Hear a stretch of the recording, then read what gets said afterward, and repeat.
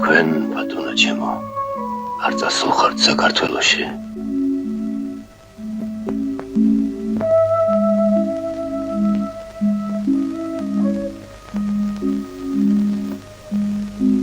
ჩვენ დაბრუნების მომენტი გამოგვეყარა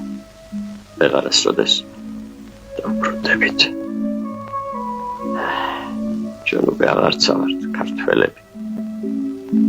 ვერატყობ ენაც კი თანდათან გვავიწყდება